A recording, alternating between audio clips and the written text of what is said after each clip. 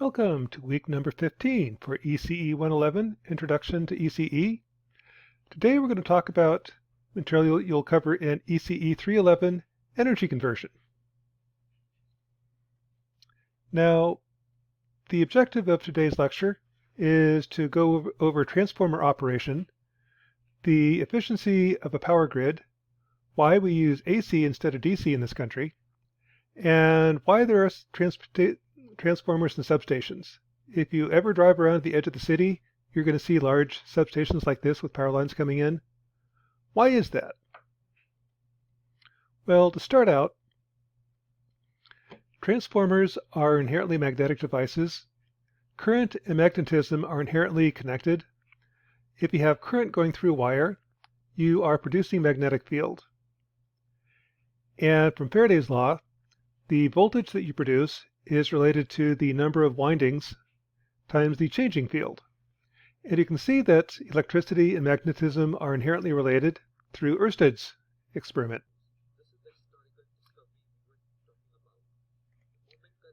So this is an example where they're showing that if you pass current through a wire, it causes the compass to deflect. And what you're seeing is that the current produces magnetic field. Magnetism and current are inherently connected. Now, using that, I can build a thing called a transformer. What a transformer does, it has an iron core and a closed path. What happens is if I take a wire, wrap it around the iron core, and pass current through it, that produces magnetic flux. Think of that like magnetic current. Magnetic flux goes around the iron core. Iron has a permeability. Basically, it conducts magnetic fields between 8,000 and 1,000,000 times better than air. So almost all the magnetic field will go through the iron core. If there's a second winding over here, what's going to happen is the changing current on the left-hand side produces magnetic flux. That flux goes to the second winding. The changing magnetic flux produces voltage on the secondary side. So what I can do with a transformer is as long as I have an AC voltage, I can convert one voltage to another. For example, if I have twice as many windings on the V2 side, 1 volt at V1 produces 2 volts at V2. But that only works at AC, it doesn't work at DC. The reason being is, from Faraday's law, the voltage induced is proportional to the changing flux.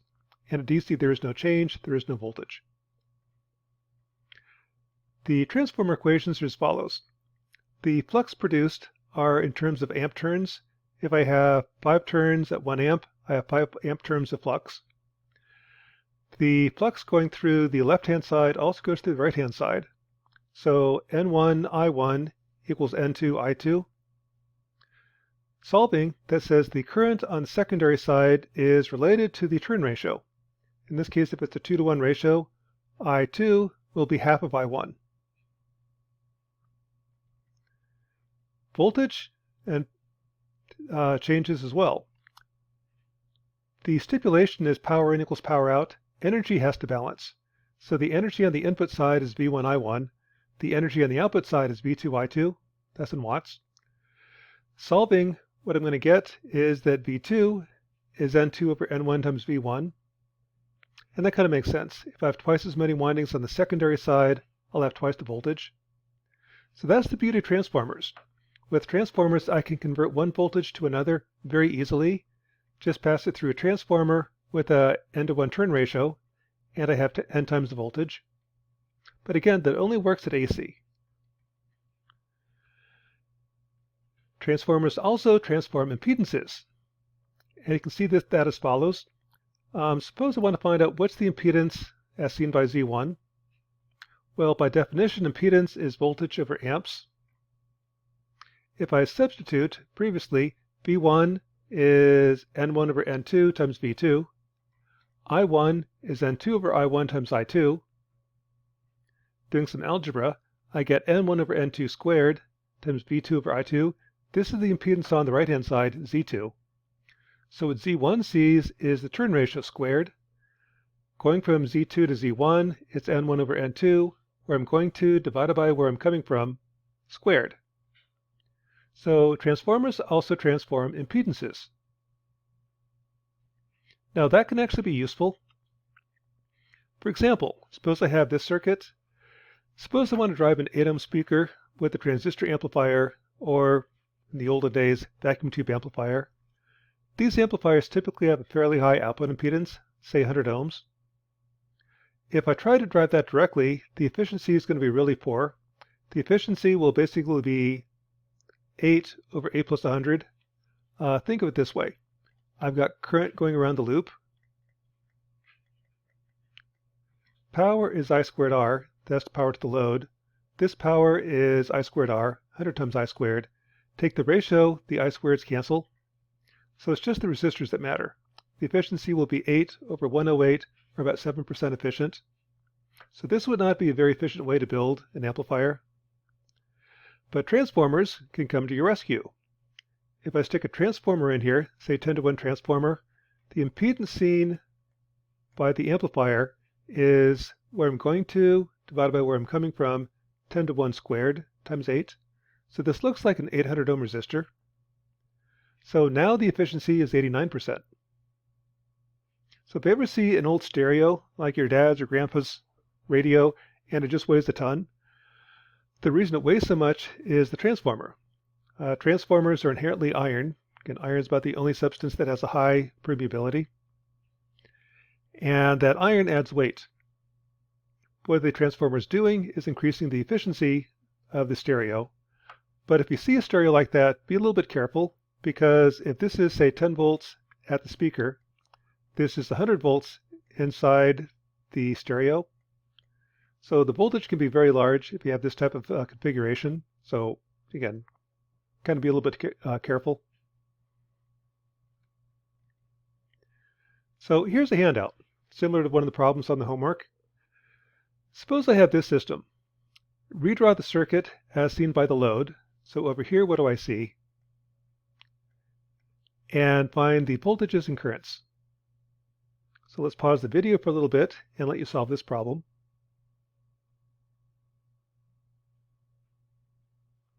Okay, picking up. When I go through a transformer, voltages scale by the turn ratio. So 1200 volts over here, divided by 10, this looks like 120 volts,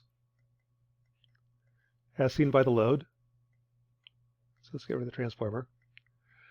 The impedance is scaled by the turn ratio squared, so this is times where I'm going to, divided by where I'm coming from, squared. So this looks like 1 ohm. I can now find the current. The current is the voltage, 120 volts, divided by the total impedance. That's 1 plus 3 plus 100, divided by 104.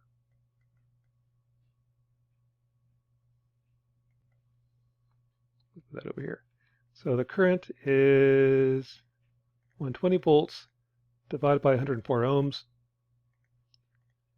The current is 1.1538 amps. In terms of the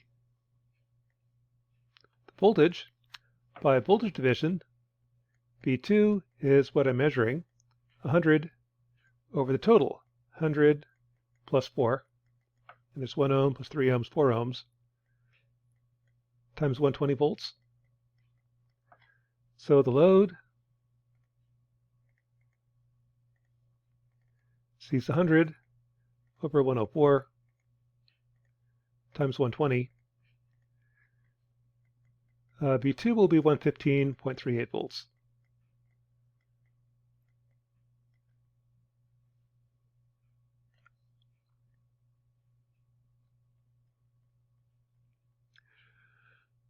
The way transformers are built is I need an iron core. The problem with iron is it's also a metal, it's a conductor. So if I take the iron core and wrap wires around it producing magnetic field, this will be AC. That means the changing magnetic field will also be AC. That'll induce current inside the iron. Well, iron as a conductor is not a great conductor, but it does conduct. The fact that it's not a great conductor means I'm going to be dissipating a lot of energy and I squared R heating. Those are called eddy currents. To keep the eddy currents down, what they do is they take the transformer and split it. I'll have, say, the left-hand side, right-hand side, coat this in varnish so it doesn't conduct. And magnetically, it looks like a closed path, but electrically there's an insulator between these two, so there's no closed path for the iron to go. In addition, I won't make this a solid piece of iron going left and right. I'll laminate it, have a bunch of thin strips. Each of these is insulated with lacquer. What that does is that keeps the current down, the eddy currents go down as I squared R, keeps the eddy current losses small. They won't be zero, but they will be small. So when you power up a transformer, it does get warm. That's the eddy current losses. There's also hysteresis losses. When you take iron and magnetize it, as I increase the current, the magnetic field strength gets stronger. As I demagnetize it, it doesn't follow exactly the same path. This guy right here is the hysteresis loss. Basically, when you take the magnetic dipoles, the electrons, and flip them back and forth, that produces a little bit of heat. So again, transformers do get warm as you power them. That warmth is modeled as a resistance. Apply voltage to a transformer. The power loss is V squared over R. I can model that as a resistor. So in a modeled transformer, here's kind of the standard way of modeling it. The core is just modeling the transformer itself without a load. As I energize it, inherently transformers are inductors. I've got a large magnetic, or a lot of windings around an iron core that produces magnetic field. Magnetic field means inductance. So like it or not, a transformer is an inductor. In addition, it dissipates some energy. When I energize it, it's going to get a little bit warm, dissipating some power. Model that as a resistance RC, the core resistance. Okay, then the power is V squared over R. In addition, there's a lot of copper windings. As I increase the current for the transformer, I'm going to increase the line losses, I squared R. That's modeled as a second resistor, RL. So as the current increases, this increases as I squared R. If I energize it, I have power loss over here. That's the core model. That's kind of the standard model for a transformer.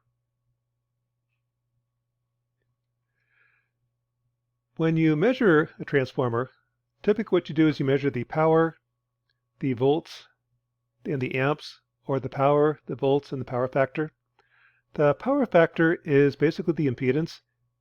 If I have a transformer, I've got a real part, I've got a complex part for the impedance. The total impedance will be a complex number. This angle right here is theta. That's the polar form of the impedance. Cosine of the angle is your power factor. Now, what utilities would like, they'd like the power factor to be 1. Another way to interpret power factor, it's the power that you're using divided by volts times amps. Utilities want the power factor to be 1 because they want you to pay for all the current that you're using. And if you have a pure resistive load, then power is volts times amps. The bottom is volts times amps. Power factor is 1. Where the power factor becomes less than 1 is if the angle starts to increase, goes above 0 degrees, meaning I have an inductive load. The angle increases, meaning I'm drawing a lot of power. Say if I have a pure inductive load, current's bouncing back and forth, but I'm not actually using any energy, so I have no utility bill. Utilities don't like that because the current bouncing back and forth costs the utility money. The current produces transmission line losses, transformer losses, which the utility has to pay for. But you're not paying anything because you're not actually using any power. So power factor is kind of a measure of how good the load is, how resistive the load is. And utilities want the power factor to be close to 1. If it's not close to 1, they'll hit you with a bill. So that's kind of the definition of power factor.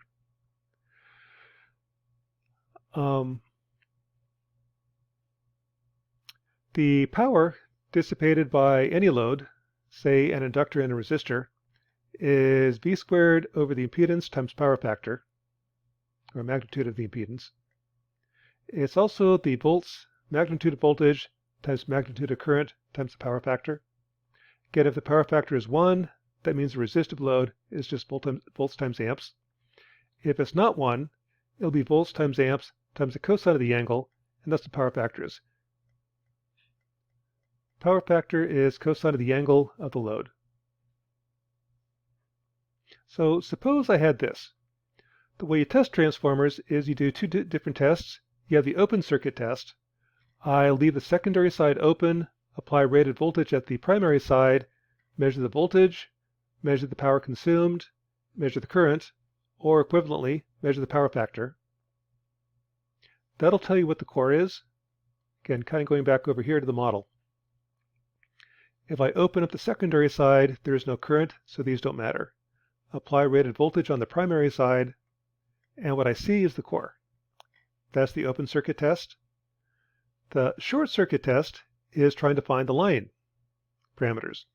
So what you do with the short circuit test is you short the primary side, apply a small voltage to the secondary side. In this case, you don't do rated voltage, because if you do that, you just shorted the transformer. Currents are going to be huge. You'll burn out the transformer. Do something small, like 10 volts AC.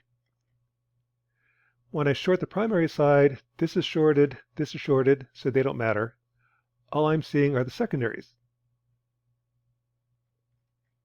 So that's the two tests for measuring a transformer. I do the open circuit test, measures the core model. The short circuit test measures the line model. So for example, suppose I did the open circuit test and I apply 13.2 kilovolts, rated voltage, on the primary side. It draws 100 watts with a power factor of 0.02. Find the core model. Well, to do that, first thing I would do is find the current. Power is volts times amps times the power factor. From that I can solve for the current. This current draw is 0.3778 amps. And sometimes when you do the open circuit test, instead of measuring power factor, you measure current. They both work. Once I know the voltage and the current, I can tell the impedance of this guy. It's just voltage over current, which is 34.8 kiloohms, at an angle of the arc cosine of the power factor at 88 degrees. So the core looks like this. Here's the complex part, there's the real part. It's 34 kiloohms at an angle of 88 degrees. Now if I express that in rectangular form, that'll be 696 plus J 34.8. Can kind of show you how you do that on a calculator. I've got 13,200 volts divided by 0.3788. There's the impedance. The angles are cosine of 0.02, 88 degrees. Now if we go to polar mode, that's my impedance, 36 kiloohms at 88 degrees. And let's just reduce the decimal point so you can see it, at 88 degrees. Go back to rectangular. So there's the real part, there's the complex part. If I were to do a series model like this, there's my answer. There's your R, there's your JX. The core, however, is in parallel. That's just kind of the standard way to represent the core. I can do that by taking the inverse. If I take the inverse of Z, I've got a real part and a complex part. This is the inverse of RC. Here's the inverse of XC. So if we get to go complex, that'll pull off the real part and complex part. The real part inverted is 1742 megaohms. The complex part inverted is 34.8 kiloohms.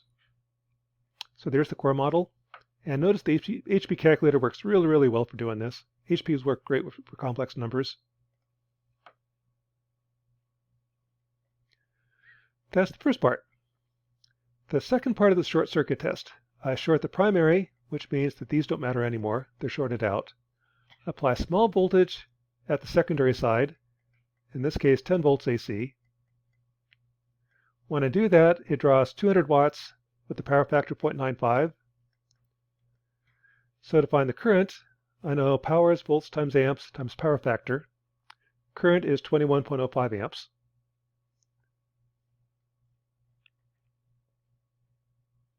The impedance is voltage over current, 0.47 ohms at an angle of 18 degrees. So again, going back to the HP calculator, I've got 10 volts at 21.053 amps. There's your impedance. The angle is arc cosine of 0.95, 18 degrees. Let's go to polar mode, input that complex number. Switch to rectangular mode. There's the real part, there's the complex part. Again, I really like HP calculators. They work great for electrical engineering. So there's my model for the transformer.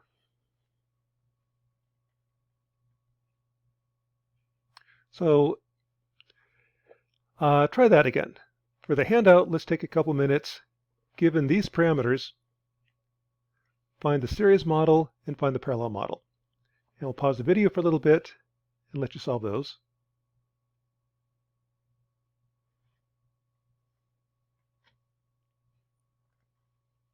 Okay, picking up then. I've got 9600 volts. So again, power is volts times amps times power factor. The current then is power, 200 watts, divided by volts,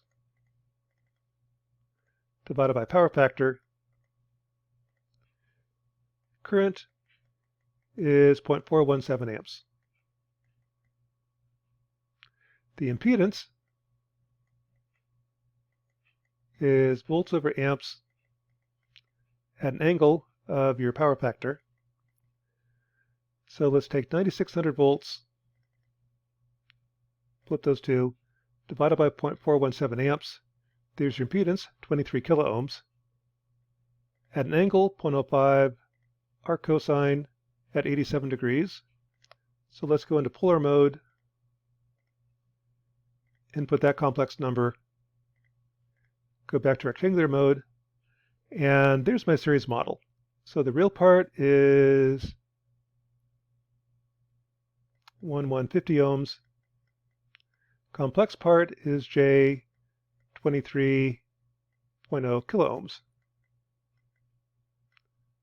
And that's the series model. For the parallel model, I'll take the inverse. So there's your 1 over Rp, 1 over Jxp. Separate the two. Take the inverse. Again, the negative sign goes away. This is J 23 kilo ohms, 0.06. And the real part is 460 kilo ohms.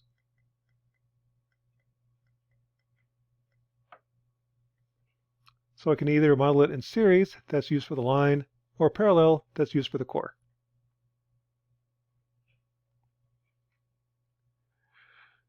Okay, so that's for modeling transformers.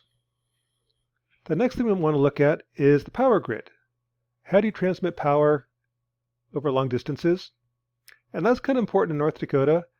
North Dakota produces a great amount of energy. Most of the energy is transmitted outside the state. It's one of the big sources of income in North Dakota. In 2021, North Dakota produced 3908 gigawatt hours of electricity. At 10 cents a kilowatt hour, that's $398 million. That's quite a bit of money. And the sources are primarily coal and wind. Coal is going down. Again, we're moving away from coal because if we want to save the planet, we care about our kids and grandkids, you got to get away from coal. Wind and solar are going up, but in 2021, these are the numbers. How do you get the power out of the state a long distance away, say 1,000 kilometers to Minneapolis or 2,000 kilometers to Chicago? So that's actually kind of an important problem for the state of North Dakota. How does this work? Well, there are a couple different ways of doing it. There was an idea that was promoted by Tesla and another one promoted by Edison. And that's pretty much the DC versus AC power grid that we'll talk about in just a sec. Before we do that, let's look at how much power you want to transmit, or how much power does a typical house use? Well, I've got data for my own house, so let's use that and call that a typical house. This is a 2,000 square foot home in South Fargo. It's got 5,400 watts of solar panels on the roof. And let's take kind of a worst case. A hot day this summer, August 5th, 2022, was 93 degrees Fahrenheit. If you look at how much energy the solar panels are producing, that's the blue line. They produced about 4.2 kilowatts peak. There's the sun rising, noon, sun setting. This is the power consumption. During the night, this is the air conditioning cycling on and off. Wake up in the morning, plugged in the electric vehicle right around noon. There's the big spike in demand. Then the air conditioning starts kicking in as the day warms up. The difference in the two is what the utility sees. So initially I'm putting power back on the grid. Then I'm using power at night. So what the utility really cares about is the green line. Let's just look at the red line. Assume I don't have solar panels. Let's ignore this one. Assuming you don't have electric vehicles. The maximum demand is right around 3 kilowatt hours, or 3 kilowatts. So let's just model a house as 3 kilowatts, kind of worst case. That assumes a hot day in August with the air conditioning running. And it's not all the time. The average is probably closer to 1.8 kilowatts, but occasionally it'll be up to 3 kilowatts. So how do I drive a 3 kilowatt load at a distance of 1 kilometer, or 1,000 kilometers? Well, Edison's idea, Edison wanted to have a DC power grid. Transformers don't work at DC, so if I want to have 120 volts at the customer, I probably have to transmit a DC voltage as well. Well, 1,000 kilometers, assuming I have a 1 centimeter diameter copper wire, or actually 1 centimeter diameter aluminum wire over 1,000 kilometers, that has a resistance of 14.36 ohms. So to transmit the power, I've got to go through a 14 ohm resistor to my customer. 3 kilowatts at 120 volts is 4.8 ohms, and there that's just using the equation power is V squared over R. I know the voltage is 120 volts, I know the power is 3 kilowatts, solve for R. That gives you 4.8 ohms. Analyze this system. Well, analysis is pretty easy. I can find the current. The current is 120 volts over 4.8 ohms. Correction. Yeah, that works. Or it's 3 kilowatts over 120 volts. The current's going to be 25 amps. The losses in the line is I squared R. So that'll be 8795 watts. The efficiency is how much power gets to the load divided by the total power. The total power transmitted has got to be 8795 plus 3000. Again, power in equals power out. The power to the load is only 3000. The ratio then is 25%. So this is a power grid that's 25% efficient. Not great. But you don't normally just drive or build a power grid for one customer. What happens if we have more customers? Well, if we have more customers, say n more customers, this power increases by n times. This number increases by n squared times. If I do per customer, divide by n, then this scales as 1. This scales as 1 over, or scales as times n. I can find the efficiency for n customers by taking the power to the load over power to the load plus n times the transmission line losses, since that's the square law, and plot this versus n, and what you get is this. For one customer, it's about 25% efficient. As I increase the number of customers, the efficiency just drops like a rock. So this is a piss poor way to transmit power. Basically, you cannot transmit power at DC at 120 volts. If you did that, I'd have to have a power station every 2 to 3 miles, and that's just not practical. In Edison's day, Edison lived in New York City, and his thought was building a power station every 2 to 3 miles is not a problem. 2 to 3 miles is a long distance in New York City. In North Dakota, 2 to 3 miles is nothing. You're not going to have a power plant every 2 to 3 miles out in North Dakota. So this is just not going to work. Fortunately, Tesla came along. Tesla came up with a much more efficient way of building a power grid. This is a power grid that uses AC rather than DC. The beauty of AC is transformers work at AC. With AC, I can take the 120 volts of the customer, have it bumped up to 13.2 kilovolts at a substation, bumped up to 345 kilovolts as I transmit the power, or the other way around, from a utility standpoint. At the coal plants or the wind farms, I transmit the power at 345,000 volts. That's your 1,000 kilometers. Go through a transformer. The transformer has the core model and the line model. Here I'm kind of ignoring the line model. That then goes to a substation at the edge of the city, bumps the voltage down to 13,000 volts. About 2 kilometers away, that goes into your residential neighborhood. I've got a second transformer, bumps it down to 120 volts, and this would be the core model for the second transformer. And then the 120 volts goes 100 meters to the customer. So that's Tesla's model. Let's look at the efficiency of this model. Well, to do that, what I need to do is get rid of the transformers. And to do that, the voltages go through the transformer as the turn ratio. So the 345,000 volts looks like 120 volts, as seen by the customer. The resistances scale by the turn ratio. So these guys are times where you're going to 120 volts divided by where you're coming from, 345,000 volts, squared. That's these guys. These get scaled by where you're going to divided by where you're coming from, 13,200, squared. These become small numbers. And these are already at 120 volts. These don't change. So when I get rid of the transformers, I wind up with this circuit. Now, find the voltages, find the currents, find the power. Well, this is a problem we've already solved. This is just a 3-node or 4-node electric circuit. Write your 4 equations, 4 unknowns, and solve. I'm going to have complex numbers, but if I don't mind complex numbers, it's not that hard. So the equations are going to look like this. At node 0, V0 equals 120. At node 1, the current left, which is V1 minus V0 over R01, plus the current down, V1 over JX1, plus the current down, V1 over R1, plus the current right, V1 minus V2 over R12 equals 0.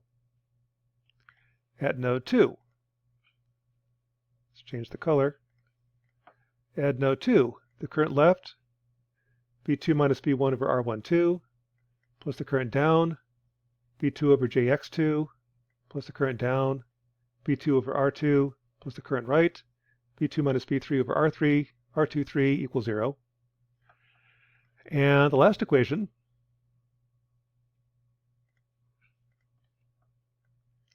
current left, current down equals 0, V3 minus V2 over R23, plus V3 over R3, this is R3, equals 0. 4 equations, 4 unknowns, solve. And MATLAB I can solve. This is kind of a big matrix, so I'm going to do it in the first row, second row, third row, fourth row, pack them all together. So this is your AV equals B. B is just 120 volts, 0, 0, 0. The voltage is then the inverse of A times B. There's your answer. Again, not that hard. A couple things to note. The voltage at the load, this is what the customer sees. I transmitted 120 volts. The customer voltage is a little bit less. That's actually not uncommon. As the load goes up, the voltage at the customer will drop. So on hot days where there's high demand, everybody's running the air conditioner, or in the winter when everyone's running their heaters, the voltage could droop down to 110 volts. That's something the utility can adjust. On the transformers, you can change the voltage coming out. So if the last customer's voltage is too low, I can bump up the voltage on the transformer to keep that last customer at least 110 volts. That's important because if you have pumps, like air conditioners, freezers, pumps don't work if the voltage drops too low. And actually what happens is the power is constant, so the voltage drops, current goes up, and you burn out the motors if they have too much current. So it's kind of counterintuitive. Pumps burn out if the voltage goes too low. On the other hand, the utility doesn't want to have too much voltage because power is volts times amps. You pay for the current by the amp, or you pay by the amp, but the utility, each amp has a power related to the voltage. So if the voltage is too high, say 130 volts, you're getting cheap power. So the utilities try to keep the voltage to the customer between 130 and 110 volts. So when they say 120 volts, that's nominal. It will vary, but they try to keep it in this range. But anyway, for the circuit, there's the voltage at the customer. So let's see how efficient this grid is. To do that, I can find the power in each resistor. Again, inductors don't produce power or absorb power. They just have the power bounce around. The resistors would actually absorbs the energy. The power is V squared over R. So take the voltage difference, V0 minus V1, and I need to do it this way because the complex part matters. It's the magnitude of the difference in voltage. So it's V0 is a complex number, V1 is a complex number, take the difference, magnitude squared, divided by resistance. That's the power in this resistor. R1, again, is V squared over R. Keep doing that. There's the power in each resistor. The efficiency then is how much of the power goes to the customer. So that's going to be this power right here, P3, divided by the total power. Add everyone up. So here the efficiency is 23%. Again, not real impressive. It's better than what you had with Edison's model. Edison's model, I think it's like 20%. This is 23%. Yeah, just a hair better. What happens if I have more customers? Well, if I have more customers, this number goes up by n, because I have n customers. If I do per customer basis, that just stays the same. The line losses are at times n squared. N squared over n would be times n. So these guys, the line losses scale by n. The core losses don't change. Again, this is a function of voltage, V squared over R. The voltage is always 120 volts, or close to that. If I do it per customer, these divide by n. So to find the efficiency, it's power to the load divided by the total power, but these numbers right here are times n, and these numbers right here are divided by n. So if I do that, and let's just see when I have 1 through 100 customers, what happens is the power to the load divided by the total power, power to the load, plus the line losses scaled by n, plus the core losses divided by n. Take the ratio, that's the efficiency. Here's what you get. Back in the DC grid, I started at 20% and just dropped like a rock. That's your DC grid. This is the AC efficiency. With the AC efficiency, I'm getting up to about 90% efficient, and then it droops a little bit. So that kind of tells you that with Tesla's model and this system, I can get a power grid that's right around 90% efficient, way better than Edison's model. And the efficiency does drop a little bit as they get higher and higher demand, say hot days in the summer, cold days in the winter, 6 o'clock in the evening when everyone's running their stove. The efficiency does drop a little bit, but it's still much, much better. An approximate way of doing this is to say, let's just ignore the core losses. That's kind of arguing that the transformers, their losses are shared by a large number of customers, so let's not count them. If I just do the line losses, then I'm at 99% efficient. Again, a little inaccurate, but gives you kind of an idea. So what that kind of tells you is that the reason our power grid runs at 60 Hertz is because transformers work at 60 Hertz. If I don't have transformers, if I operated a DC using Edison's plan, you could only transmit power about 2 miles, otherwise the efficiency is just horrible. With Tesla's model, the AC power grid, you can use transformers, And with transformers, I can transmit power longer distances, say 1,000, 2,000 kilometers. That's kind of how our power grid works. That's why we have an AC power grid, because transformers work at AC. Second thing to note is the power grid is actually pretty efficient. It's right around 80 to 90% efficient under normal operating conditions. It's also impractical for utility to run a power line to a single customer. If you're a single customer way out in the sticks, you'll probably be told just buy a diesel generator. It's just not practical to transmit power a long distance when you don't have a big load. On the other hand, if you do have a decent sized load, like a small city, then yeah, you can transmit power to them. And the last thing to note is it does cost money, does cost the utility money, even if the customers aren't using any power. You got to power up the transformers. They're using power regardless of whether the customers are using energy or not. So it takes energy and money to keep the grid powered up. And this is why we have so many transmission lines in North Dakota. This is the map of the power plants. The black circles are coal plants out in western Dakota. The gray ones are wind farms. There's not a whole lot of demand in North Dakota. Most of the demand is in Minneapolis, Chicago, so the transmission lines, these guys, typically go to the east or southeast, trying to get power to Minneapolis and Chicago.